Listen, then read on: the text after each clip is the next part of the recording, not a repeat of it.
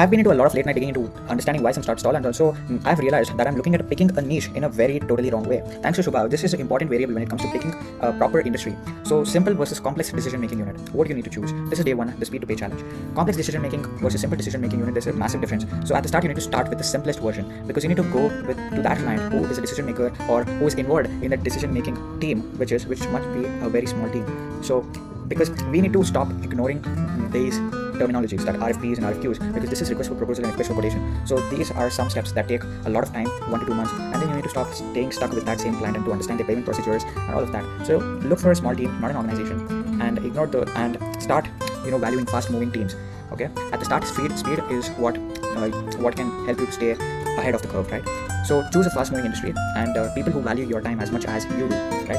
And then go to fintech or banking industries. So I have been working with fintech SaaS founders where they know their problem statement day in day out. They have been through those jobs and job positions where they have seen the problem statement go in all day long, and they understand the problem so really well, so that now after almost 20 to 30 years of experience, they are starting to build softwares for fintech or banks, compliance, regulations. So that's when you need to actually enter into those complex decision making unit, because that's when they don't choose another one who actually serves them. So they have a longest decision making, and almost they stay stuck with you, right? So you'll be someone who they know in that territory, right? And unless you have what Peter Thiel had with Palantir.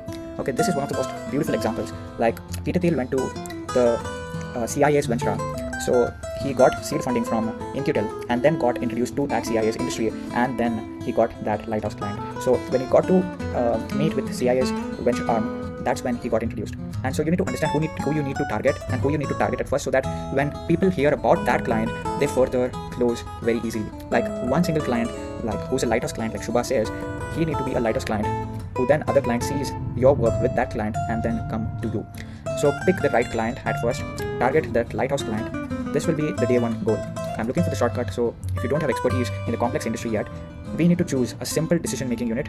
Like I'm talking about someone who can actually say yes and send payment right on day one. So let's see if we can find that client who can get me those further clients, or at least the market which moves as fast as we do.